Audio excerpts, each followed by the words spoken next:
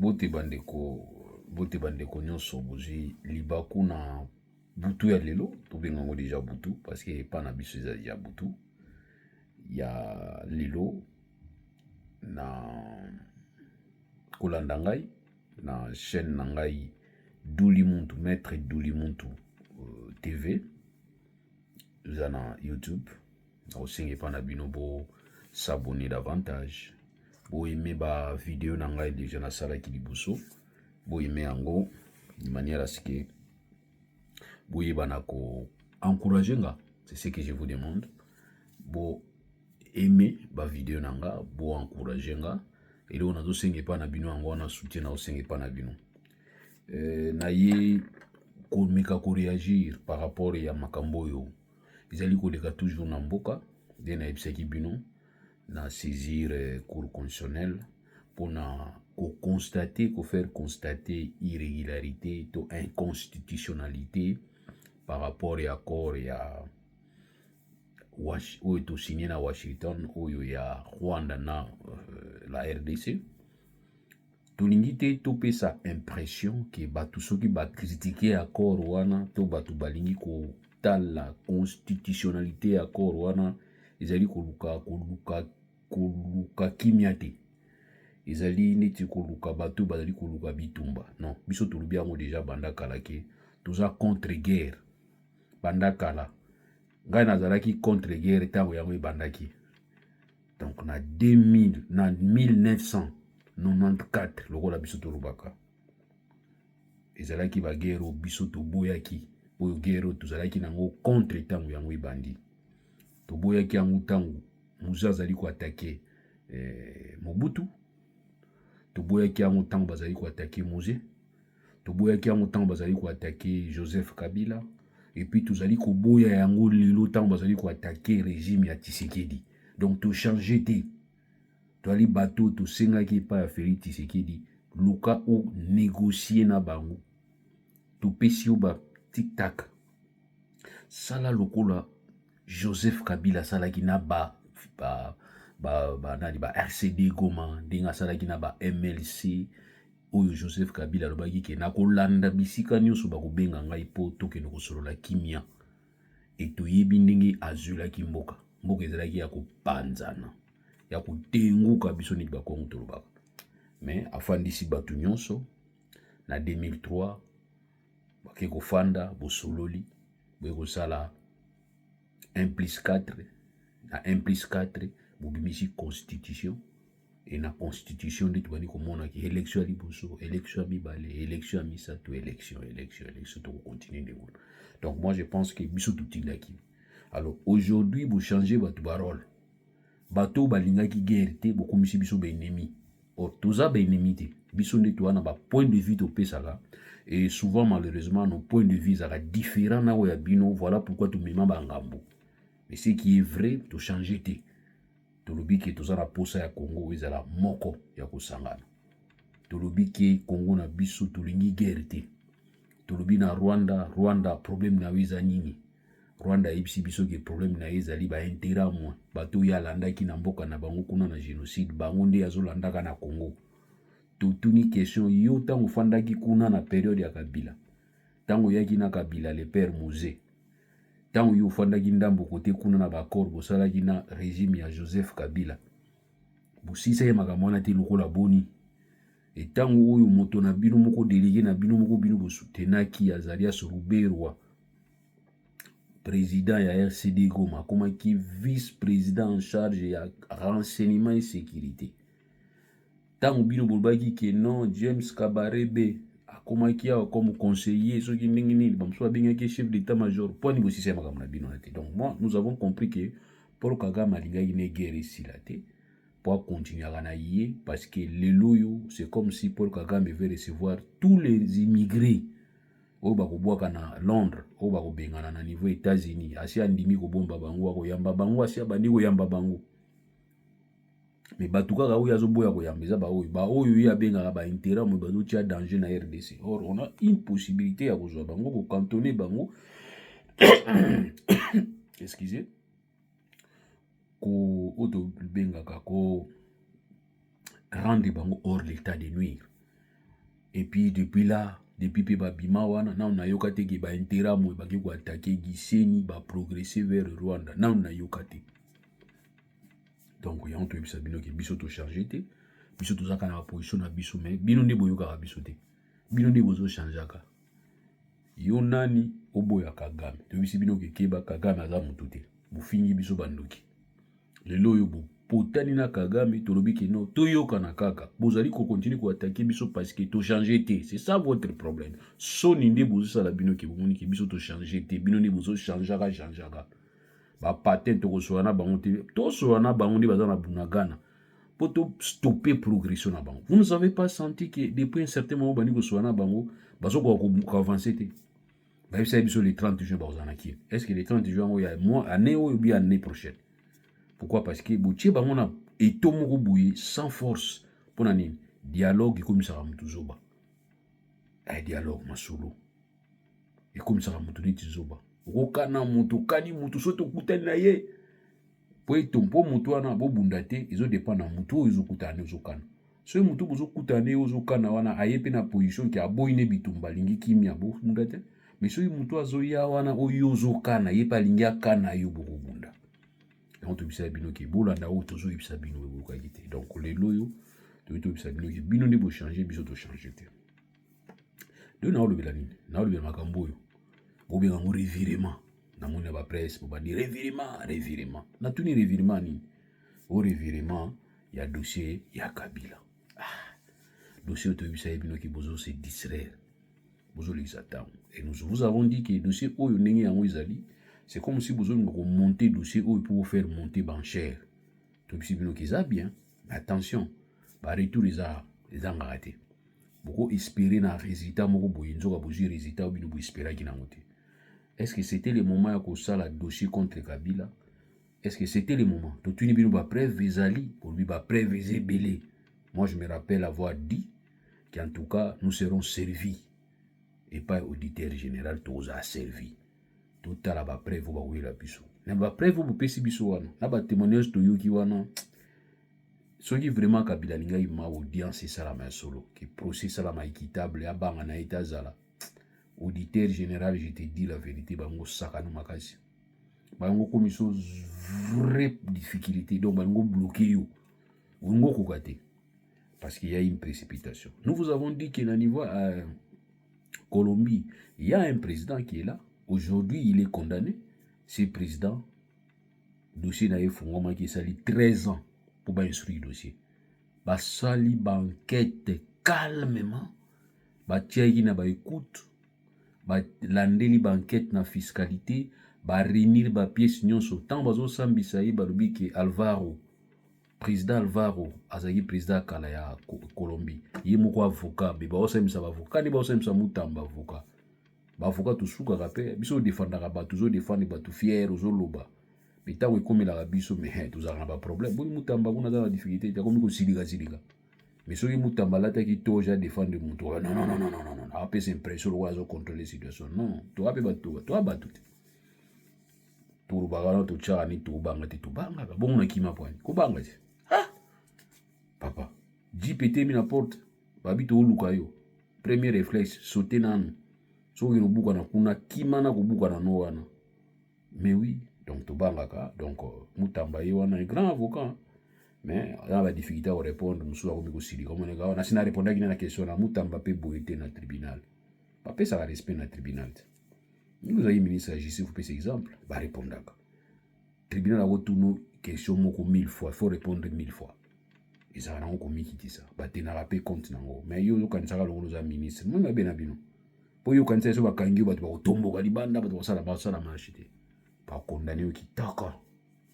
Au type prison qui toko moi on ça marché ko landa ba congolais biso wa toujours souffrir bato mususu toujours soutenir na biso soutenir ba osani donc aujourd'hui nous avons ba difficulté bato mususu ba tindika ki yo mususu lobaka bato to sepelaka na ndingo lobaka ba lobelo côté pour mutamba fois batela ndeko côté na donc mutamba je t'assure que ndingo so zo mi ndingo na kati ya labyrinthe wana ko jobi masute ba kana la bango yo so ba kangi au marché ça la maté rien matata pour me comprendre wa yenda Kabila oyata Moussa Kabila, yate.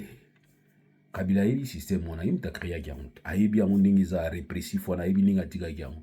Donc moi je ne pense pas que Kabila kozonga ya kokona ye kosamba badini na ngai yango oyo bakolia ye parce que ezali neti mpuku aye kofunda niau na kati ya tribunal ya baniau composition baniau public na kati ya audience baniau mpuku wana sikoyo akoti na avocat na ye ya niau po akende soutenir défense na ye dossier na ye prétention na ye contre un niau sor eza mingi ke kokota kaka ozokota wana niau moko boye azalaki na garde alia ye.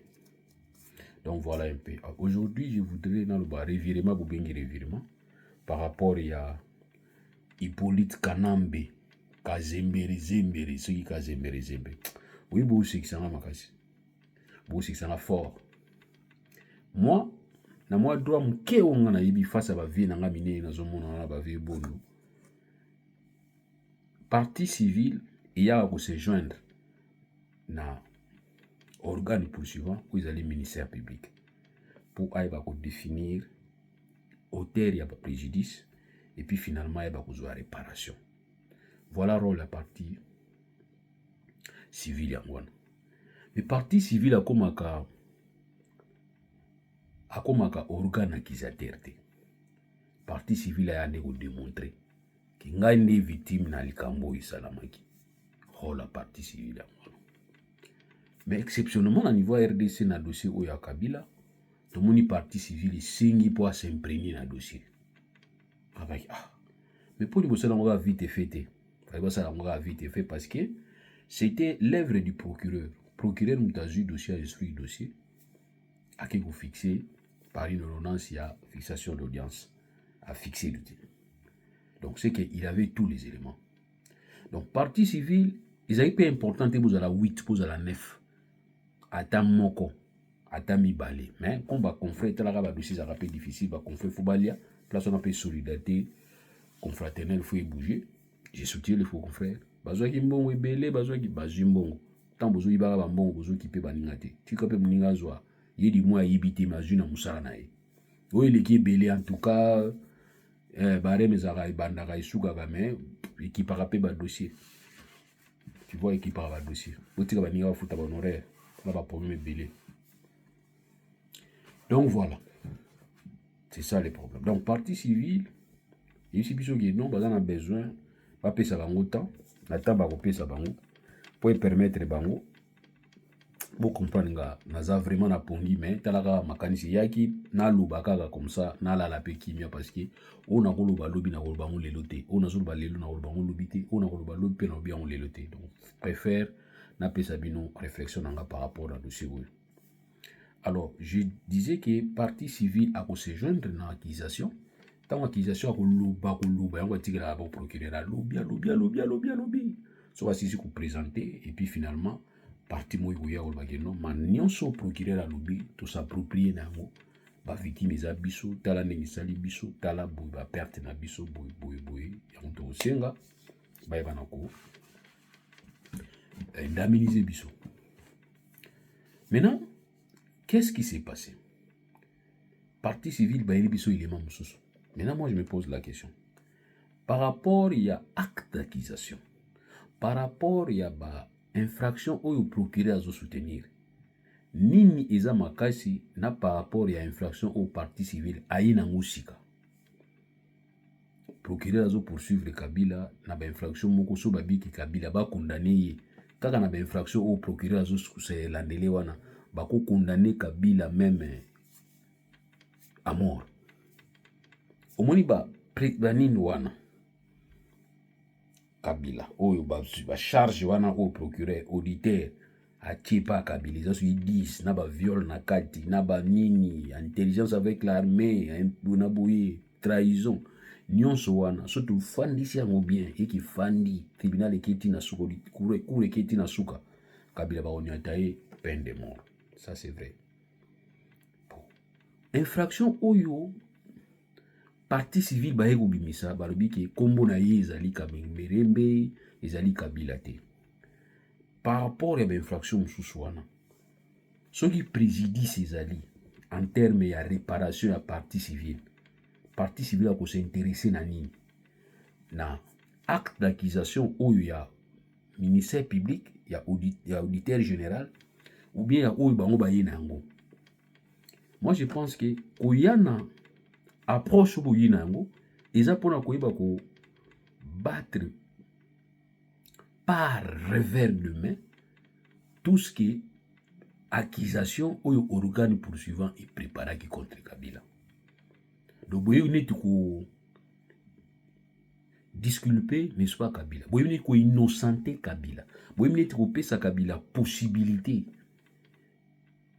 Il y a qu'à faire échouer action au ministère public à fond contre eux. Donc, sans le savoir, vous avez aidé. Sans le savoir, vous allez ça. Parce qu'il y a un principe dans le droit pénal. Et le principe, ils ont dit qu'on parlait dans clarification, il y a identification, il y a prévenu. On ne peut pas permettre l'imprécision, il y a identification, il y a imprévenu. Sinon, c'est le moment comme erreur sur la personne. Raison pour laquelle au monde, il faut réellement identifié par procureur, ton parquet, ton auditeur, et puis il y a présenté par un juge naturel. Donc, tant que vous présentez pas juge naturel, on suppose que va identifier qui est. Et en plus, tant que vous allez identifier y a niveau ya parquet, bazali li sous ko identifier y li bosso ya juge parce que juge a il faut que prévenir à décliner. Il est oh non, Kabila, il est bouillé. Il y a plusieurs éléments d'identification. Les éléments d'identification pour reconnaître les prévenus, ils ont comboté.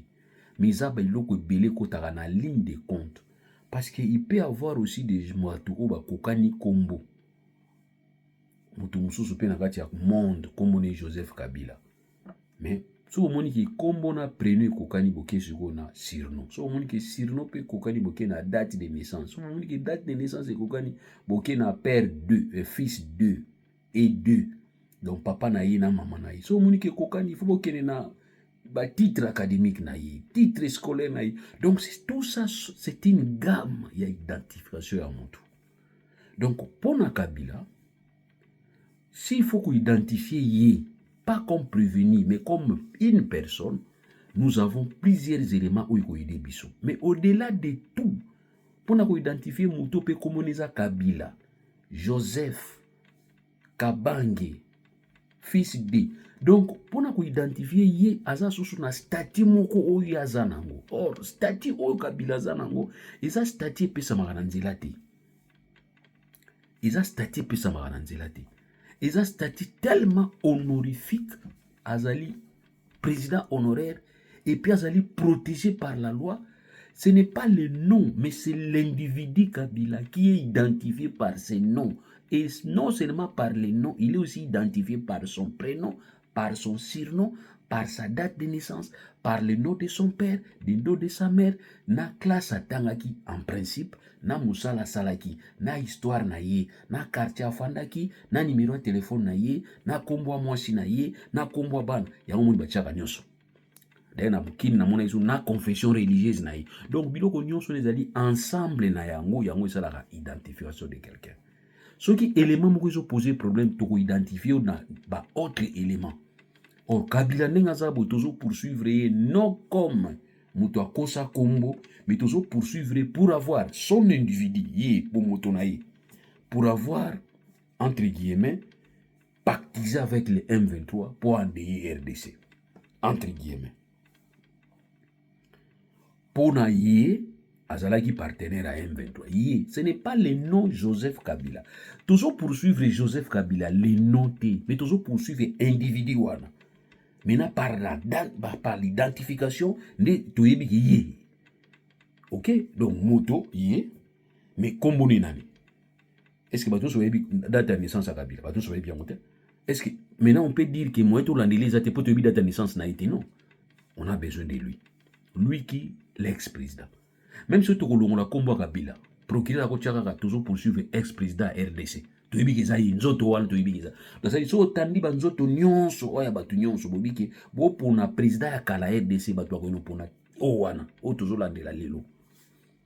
Est-ce que ça qui est important participer à l'action élément mususu ke wono comme les aki amberembere so ki amberembere. C'est une façon de nous distraire. Et je vous dis, c'est une façon aussi de faire tomber l'action.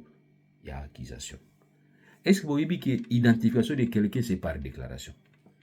La loi dit, sauf au moins on a botami dans les 90 jours, il faut qu'il y ait un état civil, ou qu'il y ait un préposé état civil pour déclarer mon âne. Ou qu'il y ait un bébé, on a un état civil, non? Est-ce que vous voyez qu'il y a un bébé? Bah, qu'il y a un bébé, Biba tige na hôpital, toi tige na ndaku, badi ke même camarade ya quartier ko kino déclarer. Atelemi boyi, na ko signaler binu mwana moka botami na balabala wana, kombo na yebo, tata na yebo, bazo koma na kati ya papier. Wana dans les 90 jours ezala gratuit. Soko legisi komi na 91 jours, ne faut que ne osenga o to bengaka jugement supplétif. Donc Kabila tita mazo kola wana, supposons qu'il y a un acte de naissance na yi. C'est cet acte de naissance qui a permis à ce qui nous déposer candidature comme président de la République. Je suppose. Ce qui acte a quitté, c'est qu'il n'y a pas qui un jugement supplétif. Et dans ces jugements supplétifs, comme c'est déclaratif, donc il a déclaré le nom de Joseph Kabila. C'est lui. Azana komba kanengaremberembe, azana komba o azaki nango, azana wana isa problème na biso te, problème na biso ya lina, il a été accepté comme candidat président de la République du Congo comme Joseph Kabila. Et bah document il a déposé qui na niveau CNI pour comme président du Kabila démocratiquement élu Joseph Kabila. O ba lukela ki kombo bazwa ki oui, kombo no so ba lukela ngo mutu. Netinga kombo nanga duli mutu lulungati na mipesa ki yango. Kombo wana ngai te na mipesa ki tango na botama ki bapesi nga kombo wana na ke osasa ba document na nga nyonso na kombo wana certificat na nga diplôme na nga nyonso ja na kombo wana mais na ministère public a se servir nango comme nazo landela mutu wana aza président ya kala RDC et ami benga ye moko Joseph Kabila nga nazali ko landela ye na kombo ya Joseph Kabila et na statut na ya président ya kala a komani rebelle. Ba mercenaire nyonso bakangaki kuna poni batiki ba mitika ba mercenaire oyo bakangaki ba masoki ba Christian Malamba so ba Christian na bana na ye na ba obamindele oyo Donald Trump asengaki na par force ba pesi pona cadre to sura na bango to kwa ko signer ba accord mitikila nga nanu ba américain okangaki wana busambisi bango busambisi bango bokondana yi bango poni bo garder bango te mo utaza na papa na yaza e congolais poni bo garder ki était c'est parce que boyebi que c'était un étranger. Donc pour dire que si vous savez que Kabila c'est un étranger, vous savez vous condamnez, vous tiquez dans Boka Nabango, soit vous avez un Rwanda, vous avez un Rwanda. C'est ça le problème. Non, non, non, je ne pense pas. Moi je pense que parti civil, vieux bon avec tout le respect na kopé c'est pas nayo, boye baligambozo sala. C'est comme si boyende ko aider Kabila sans le savoir. Boyende ko pesa il souffre. Bien que Kabila zane wana te mais défense et vous profitez na yango. Et vous profitez parce que les principes d'identification clair et précis du prévenu, ils ont parmi les droits et la défense. Bino bozola de la karemberembe ou bozola de la Kabila. Vous pouvez sa position. Alors si vous avez de la karemberembe, si vous avez concentré dans la karemberembe, sachez que acte est saisi court et que y a nanilité. Et que parce que vous avez un sens. Jija kolobaki no nazolandela nani fona landela nani acte est saisi ngiza acte zolandela Joseph Kabila soko bino zo aider Joseph Kabila poani quand est-ce que tokoyeba kolandela Joseph Kabila pour la usurpation d'identité c'est quand Joseph Kabila lui-même va venir nous dire so bo condamner Kabila zanga ite to bien mais si ozo na biso to bimisi siko ba document to bimisi ba film to bimisi ba preuve vérifiable, tangible, pour que tu t'es fait passer pour Joseph Kabila. Tala, aujourd'hui mandat comme Joseph Kabila, tu as prêté serment comme Joseph Kabila, tu as signé des documents comme Joseph Kabila. Donc pour nous, nous poursuivons un certain Joseph Kabila, ou qui président de la RDC, ou il s'est déclaré comme Congolais. Na combo Joseph Kabila, il est au landela na audience de télémédia ou na haute cour militaire. Parti civil, boyaga gumi kotsa wakeno, type wana bozolandela wana imtande ya ki RDC. Lelo to wana pasi, batu bakufi na Goma, batu bakufi pona ye, na pesa fond. Comme ça, tout ça mbisa ye po ngape na zwa oya ngai ba dommage intérêt. C'est comme ça. dossier leki mais tant bozoya c'est comme si boza prêté bozongande ko distraire bato bozo distraire ne bato et bozo distraire bato po ani bozo distraire bato bozo bozimbon bozo comprendre que bozimbon procès faut ici là mais pour ici la photo compliqué pour na ko compliquer ça ni to longwa côté wana to za na to na côté mususu comme ça bo distraire bato qu'est-ce que ça peut nous foutre croyez-moi qu'est-ce que ça peut nous faire aujourd'hui si ça va être vrai qui s'appellerait Hippolyte Car qu'est-ce que nous allons gagner encore? Nous avons déjà perdu. Tout ça perdu déjà. C'est fini, terminé. Nous avons été dipés. Si c'est vrai, nous avons été dipés. C'est fini, il faut clôturer. Et puis, Kanisa Makamsusu. Voilà ce que moi je peux vous dire que vraiment, parti civil, vous vous déranger Batou. Donc, ce que vous devrez comprendre que tant que vous avez dérangé Batou, ce que vous avez dérangé, Moussala ou auditeur général, il y a autre cours à sali. Vous allez vous dire qu'il y a eu Moussala. Or, un procureur général, un auditeur général, il y a autre cours, il y a un service belé qui vous renseigner. Il a eu les renseignements suffisants pour nous définir que celui qui les poursuit s'appellerait Joseph Kabila. C'est déclaré comme tel. Depuis l'acte naïvo à Komagi président. Moi, Joseph Kabila, 2001. Tant que vous avez signé un document comme Joseph Kabila. Automoni initial, moi, Tchaki Niniboy. Mais ça, initial. Initial, on lié à l'individualité. Signature, les accords indices pour nous dire que l'individu est acte ou un signé. Mais par signature, on a identité à tout. Parmi les éléments, ils ont définir l'identité à tout. Signature, les actes. Mais par contre, les signatures, les accords indices pour nous dire que acte ou un besoin de signer en Kingan. Et encore que, il faut la corroborer dans la pièce moussous. Ou ils allaient lier mon identité naïe. Est-ce que vous évitez que le passeport est en place où mon faut signer? Passeport. Mais quand je vois certains passeports à battu belé dans le Congo, ils ont signé. Vous voyez, mais ça valable, ça m'étonne moi personnellement. Ils ont signé où ils signé un passeport. Donc ça dit, si vous signez un passeport, facilité, ils allaient identifier par rapport à la signature naïe. Dans le document naïe officiel aux anango. Moi j'ai un passeport, j'ai plusieurs passeports. Un passeport est belé dans on a signé à signature. Bazo peso passeport signé ou ba remettre yo moko kena on anda ko mon espace à signature yo moko signé mais un passeport que spécimen na yo signature za kuna ezate tout ça c'est un problème. Comment vous allez confronter les signatures des gens? Mais la signature de Kabila c'est lui à reconnaître. Si vous dit que cette signature là a été OK encore que bazo ba que c'est un document secret. Ba document secret. Non, justice est malade de justice est au Congo. Nous avons compris que la justice est décédée. Bato abomi justice est docteur il fallait pas traiter en gros. Bachai qui ici à Mabé, na place où il fallait pas bachai. Il y a on est mon justice à RDC à Koufa. En réalité juste à RDC Koufa la mort naturelle. Et Koufa la mort naturelle. Et Koufa na liwa moko provoqué. Voilà, donc ici il faut comprendre que la partie civile qui biso to pese limbongo pour défendre biso na dossier ovio ya Kabila bazo ya ko aider na bango Kabila bazo ya ko aider tipo to benga Kabila bazo aider or Kabila faut bo condamner na kombo oyo ya mi pesa ki yemoko ba kombo nyonso tozwaka na mokili za ba kombo oyo ba pesa ka biso soki ba pesa ki ote entre 90 jours et c'est ça les 91 jours il faut encore que comme mokolo pour comprendre qu'il faut na changer kombo.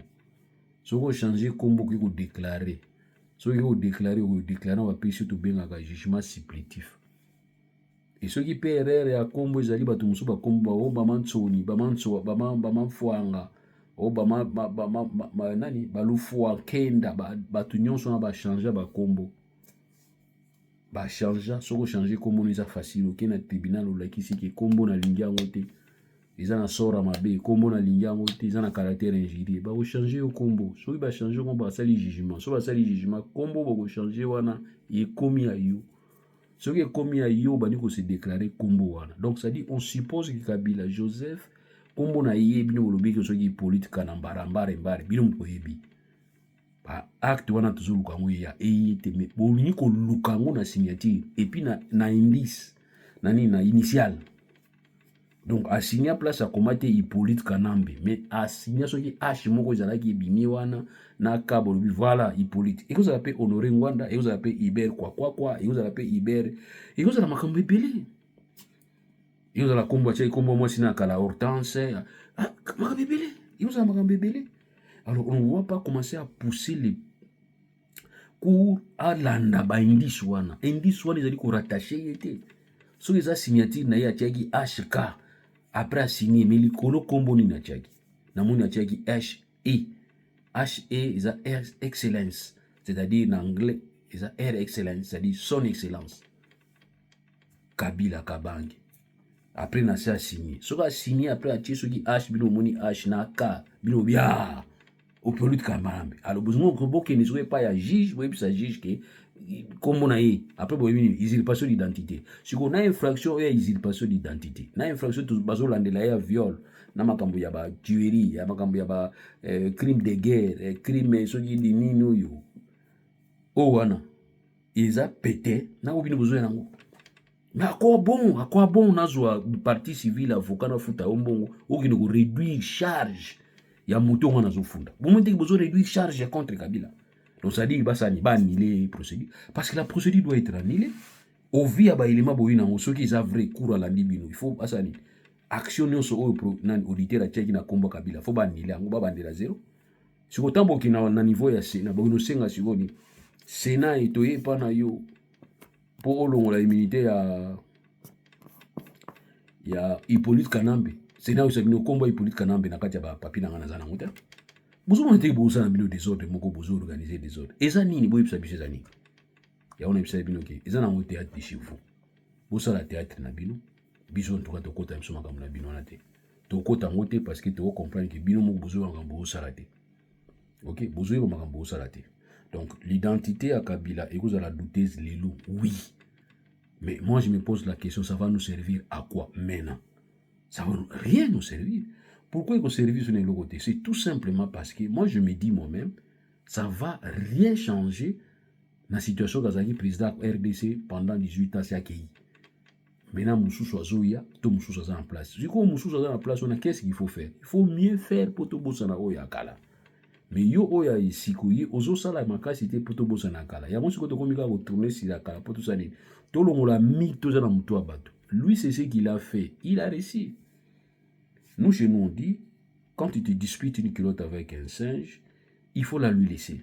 De manière à ce que tu vois toi-même là où le singe va poser sa quille.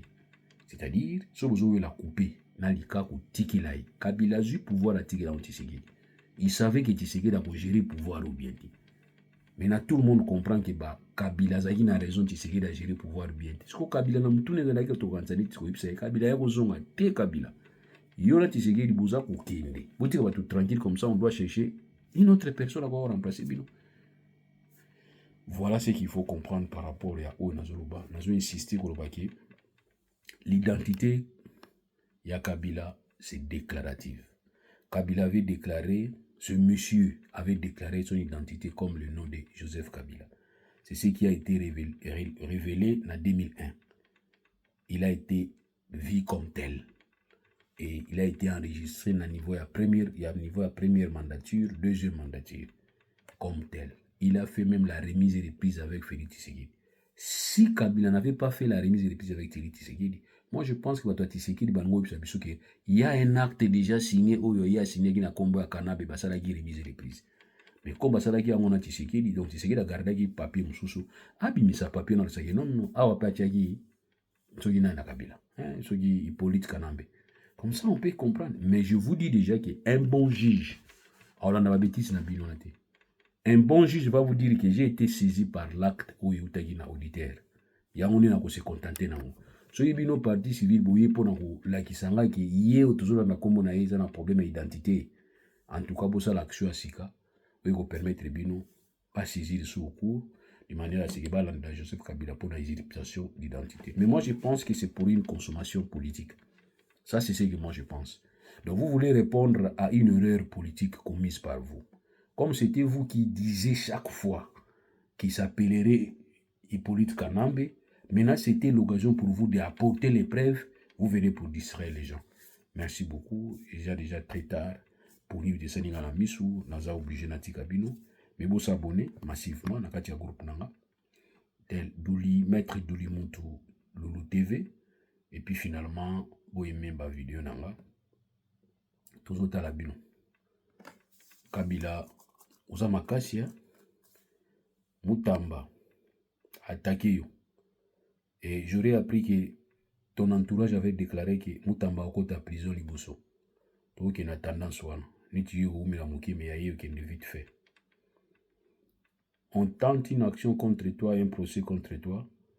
Tu refuses de comparaître, tu refuses de te présenter pour ta défense. Mais tu vas organiser, tu vas t'organiser. Partie civile va nous défendre. Tu as la chance. Tu as la chance. Et bien moi je vous dis tout simplement aussi c'est vrai parce que na ba mondo neti ba mondo watu basali ba 32 ans ba pouvoir wala Mobutu ba vie kengwa dondo ba kabila basali ba 18 ans ba ba to sala na bangote. Ça je vous dis. Ba to sala na bangote dans le sens que dans la vie il faut za rôle à biso. Toi ba indépendant. Nebi sala bino toujours ngani on solo na lobaka na zana mutu ta benda ngali toyi. Po bisanga ki yo lobi bo po ni azate. Mais tous ces gens qui passent à la télévision à l'exception peut-être Mouké. Baza batu bazala rafona luba na finga batu po poso afuta ngambo watinda nga aremarkenga bato na bazali et puis soka lobby azongi bosa bengi abiseki oyo lobaki bien te que no changer maloba mukolo mususu on moni bango bazala niti bana miki ba ko changer maloba erdios poni parce que bazaka sous-traité mais biso tozali awa toza sous-traité te na patron nga moko na mwana musala nga moko donc nga na mwana musala nga moko na patron nga moko changer maloba te. Il y a un moment où tu changes malobati contre Kabila, tu changes malobati contre Tshisekedi, tu changes malobati contre Moutoua Koya, so basali ga ndimo. C'est très important. Donc pour nous Sabino, nous pensons que parti civil, il y a RDC, il y a République du Congo, en nous amenant cette pièce, fameuse pièce que vous aurez découvert, naba document bobengi en secret. Tout ce qui est secret ne s'explique pas. Un juge ne peut pas fonder sa conviction dans la paperasse au boili. Quand il sait que l'auditeur général a fait un travail à récolter des informations dans la base où ils ont existé dans la RDC comme référence administrative. Entre autres, il y a les CENI, il y a tout un service dans la niveau de la présidence. Dans la présidence, il y a des archives, le président même il y a Kassarou beaucoup de temps. Donc, on a dit qu'on a mbere ezate.